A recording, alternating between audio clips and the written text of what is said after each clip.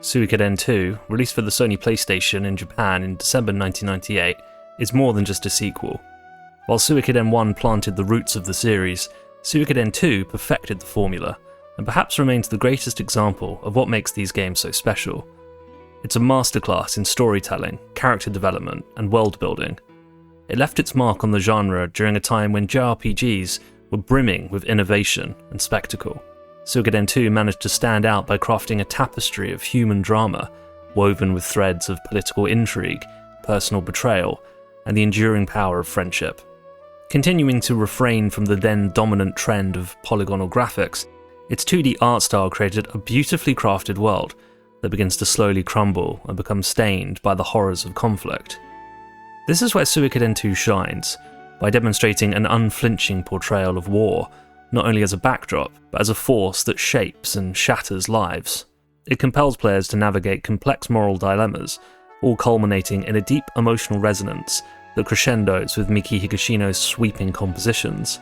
The game features strong cast members with deep bonds and backstories, and the relationship between the hero, his sister Nanami, and his best friend Jowy is a deeply moving, tragic tale.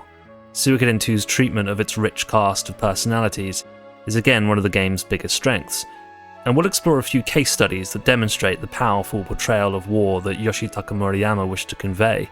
Luca Blight, the game's main antagonist, is one of the most unhinged villains in all of gaming, and helps maintain the game's fantastic pacing. Join me as we explore just how Suikoden II gained its legendary status as one of the finest JRPGs ever made, and how its nuanced portrayal of war and strife, alongside the game's rich narrative, is still relevant and immensely enjoyable after all these years.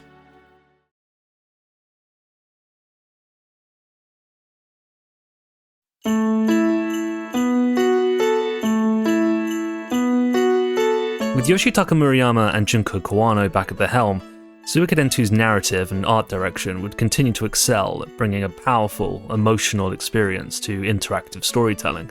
After seeing the success of Murayama's vision for Suikoden I, Konami, with no hesitation, greenlit a sequel. But this time, there would be serious competition.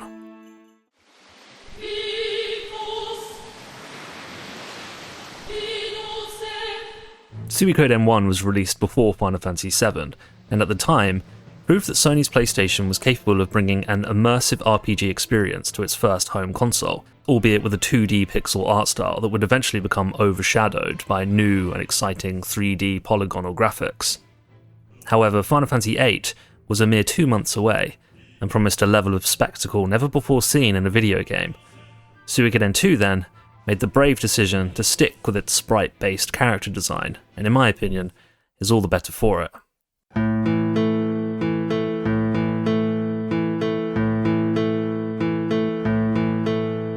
These sprites would age significantly better than the generally unsightly 3D PS1 character models we look back on today. Murayama's gamble on sticking with the then unpopular 2D sprites paid off, as these sprites could express themselves with a wide range of emotions, not too dissimilar to anime, contrasting the restrained and almost robotic movements seen in Final Fantasy VII, for example. While Suikoden II carried a similar art style to Suikoden I, the sprites themselves were a big improvement over the first game. During a post-release interview with the development team in Dengeki PlayStation, the team spoke about just how complex these animations were. Akiyoshi Ota, lead programmer of Suikoden II, joked, "I knew I would get into trouble if people realised how much animation I was asking for, so I made sure to do it discreetly." Jun Sato, the object designer of the game, replied, "The scenario wouldn't have worked out without the right amount of movement from the characters." These improved sprites were integral to Murayama's vision, as creating a sprawling roster would perhaps become the most beloved aspect of the Suikoden series.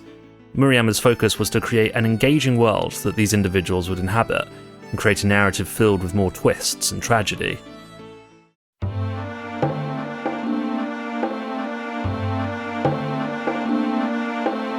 In Suikoden I, the story, while enjoyable, was straightforward political warfare, albeit with some fantastic character development. There would be more at stake in Suikoden II, with cast members that have a much stronger and personal connection to the hero. Murayama stated that this time we wanted to go with the theme of showing the reality of war, so we couldn't ignore the part about people dying. In order to illustrate this, it wouldn't be fair if it wasn't someone close. Various gameplay mechanics also saw significant improvements in Suikoden II. The rune system would be expanded to be less restrictive, allowing for more dynamic party setups. Integral to the game's combat system, the new unite attacks between certain party members would be flashier and immensely more satisfying to pull off. It invited players to experiment more with certain characters, ensuring that no one would be left by the wayside. The castle building mechanic was also greatly expanded and featured more variety in its rooms and general layout. The game would also feature an assortment of mini-games, providing a welcome break from the main narrative, and helped to make the world feel more lived in than its predecessor. There would be a fishing minigame, a rope climbing minigame, a whack-a-mole minigame, and most importantly, a cooking minigame, which would become much more than a simple distraction. It became a surprisingly engaging and narratively rich experience, with its own arc of rivalry, revenge, and culinary mastery, complete with its own staff role.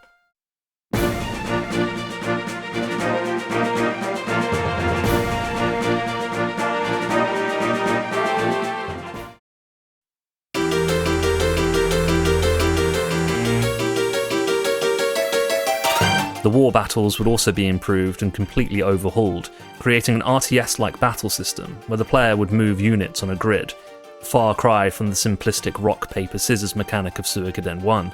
The player could also assign certain party members to a specific unit, allowing for a more dynamic and engaging system that was rewarding to play out.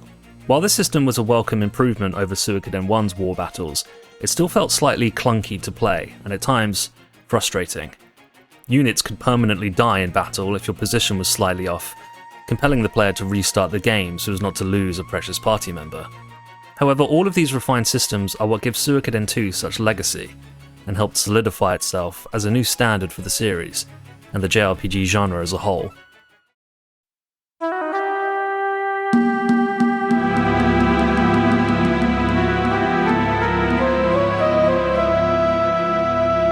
The game's primary villain, Luca Blight, is also a huge improvement over Suikoden I, as the player is given a twisted and unjust villain to despise and hate, rather than the elusive and somewhat sympathetic antagonists of the first game. While Barbarossa objectively has a more nuanced personality than Luca, he rarely appears in the game, and doesn't create a particularly strong level of fear. Luca Blight, however, is a truly terrifying force to be reckoned with, and his demonic character portrait instills fear into the player. He is obsessed with conflict and makes no compromises to attain victory. Luca demonstrates his power and wickedness very early in the game's story by burning a town to the ground, ordering its civilians to act like pigs before beheading them. With no regard for innocent casualties, donning an evil grin that encapsulates his devilish betrayal, Luca Blight's cruelty is deftly demonstrated from the outset. In the words of Murayama, Luca is driven more by emotion than reason. It's not like he was acting with a clear purpose, considering how many people he killed without regard. Deciding to not explain Luca's motivations helps create animosity for him by portraying him as an inherently evil individual. Murayama wanted to explore the more compassionate side of an antagonist through Jowy, not Luca. The disdain the player has for Luca Blight throughout the narrative expertly culminates in one of the finest battles in a JRPG. Luca becomes surrounded by a coordinated attack from the new state army, where the player is tasked with creating 3 separate parties to ensure Luca Blight is flanked with no chance of escape. This battle is a teeth-clenching ordeal, where the difficulty of the game is significantly ramped up. This long, arduous battle results in Luca's defeat, only after he endures arrow after arrow, finally slumping against a tree. The significance of this battle, however, is how it takes place only 2/3 of the way through the game. The regional conflict continues, suggesting that no war is ever about the singular actions of one villain, but rather the corruption of a nation and the enduring dangers of an ideology. The focus now shifts to Jowy, the hero's lifelong friend who has deflected to the opposing army, as he becomes the morally complex villain the series is known for. It's a fantastic switch-up, and a nuanced approach to not just storytelling, but war in general, and it's one of Suikoden II's most accomplished features, a testament to Murayama's skill as a writer and concept designer.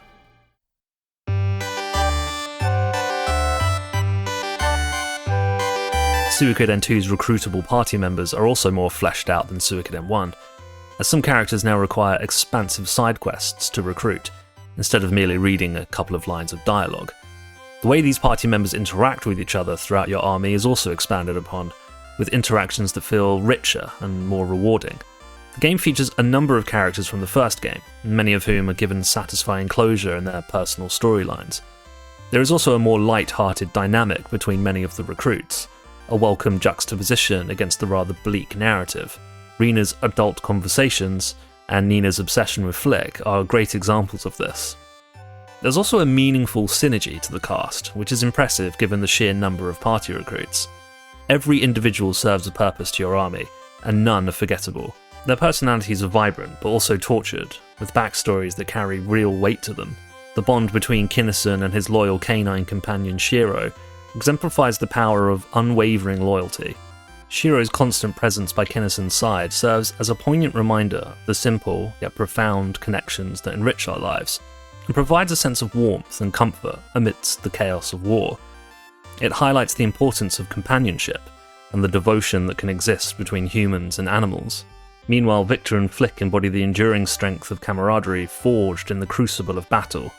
Their relationship, built on years of shared experiences and mutual respect, serves as a cornerstone for the new state army, and their presence provides a sense of stability and reassurance. Tutor and Dr. Huan's dynamic is a gentle reminder of the power of mentorship, and underscores the importance of passing down knowledge. Hicks and Tengar's journey is a tale of duty and growing affection, a quest that forges an unlikely bond between two individuals, and their relationship adds a sense of adventure and romance to the overarching narrative.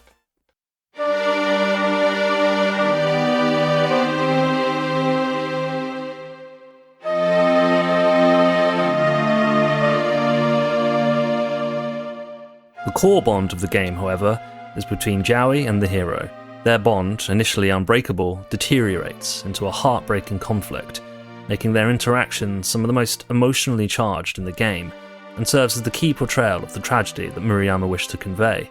Jowy ultimately aspires to create peace between nations, so much so that he sacrifices his lifelong friendship with the hero, instead becoming sworn enemies in battle.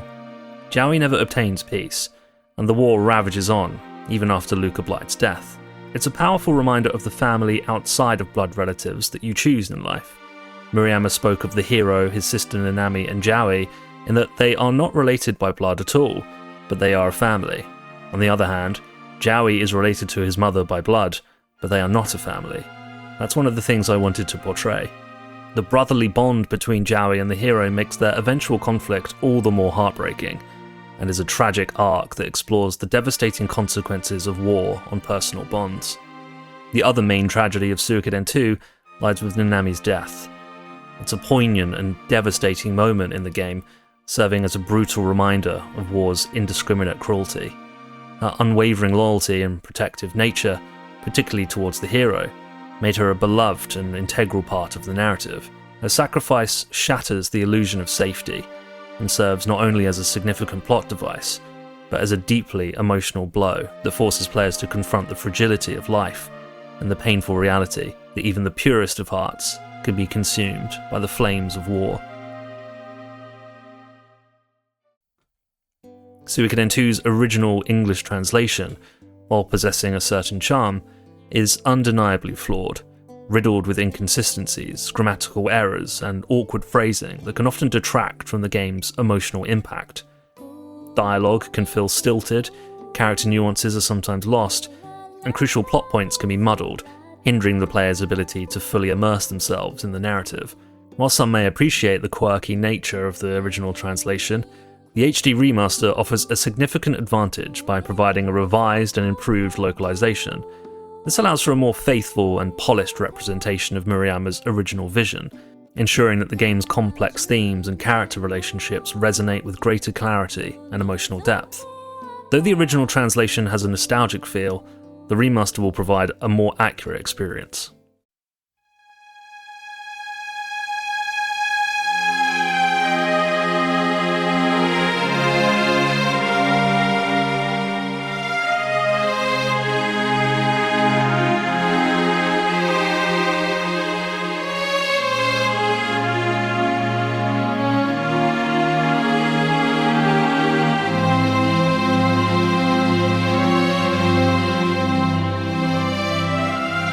Miki Higashino's incredible stirring soundtrack complements these touching moments perfectly. The motif of reminiscence permeates through many of the game's tracks, but it's the strings version that is the most impactful. An absolute gut-wrenching piece of music that plays during key tragic moments of the game's narrative, it is up there with some of the finest pieces of music in video game history. There is a melancholic sadness to many of Higashino's compositions, more so than Suikoden I. There is also a larger sense of military flair in Suikoden II's music, and the battle themes in particular are more varied, with certain bosses that have their own theme, most notably Necklord.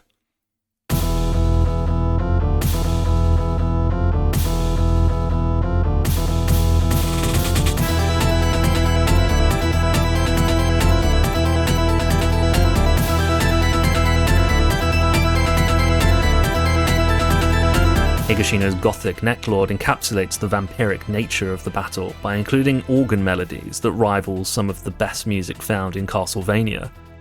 Other battle themes that perfectly portray the intensity of war are Enemy Attack and the Luca battle theme, Cornered.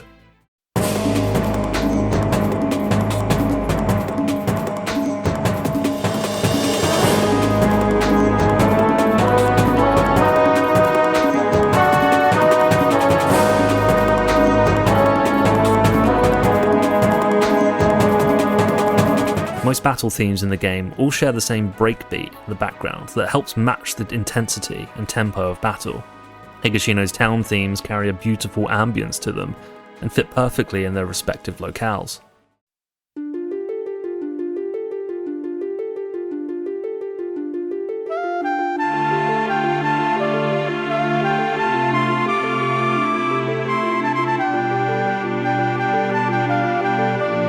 The hidden ninja village of Rikaku's theme includes a Japanese flute, complemented by a simple hyoshigi, an instrument consisting of two pieces of hardwood that is synonymous with Japanese culture and rituals.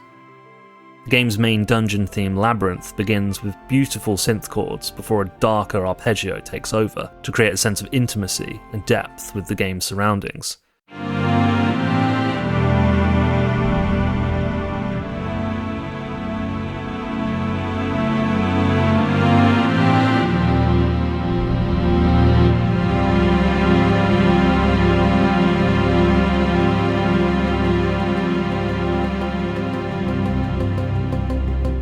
Simply put, Higashino's soundtrack for Suikoden II is nothing short of a masterpiece.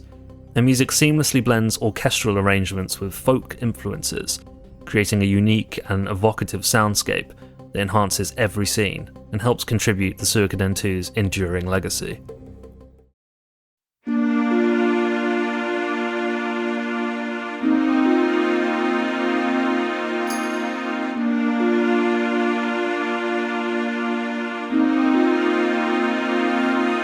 Suikoden II's ascent to legendary status is a testament to its exceptional blend of narrative depth, character-driven storytelling, and refined gameplay. It transcended the typical JRPG formula by delving into mature themes of war, betrayal, and the complexities of human relationships, most notably through the tragic dynamic between the hero and Jowy, a relationship that stands as one of the most poignant and emotionally resonant in the genre.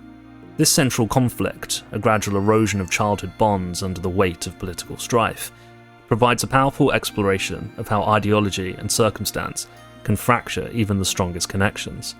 The vast cast of 108 stars, each with their own compelling narratives that intertwine with the main story, fostered a rich and immersive world. Despite initial modest sales, word-of-mouth recommendations cultivated a dedicated cult following, solidifying its reputation as a hidden gem. Miki Higashino's evocative soundtrack further amplified the game's emotional impact, seamlessly weaving into the narrative and enhancing every scene. The enduring relevance of its themes, particularly the exploration of the human cost of conflict and the moral ambiguities of war, coupled with the release of the recent HD remaster, has ensured that Suikoden II's legacy continues to captivate and inspire new generations of players to become a truly timeless classic.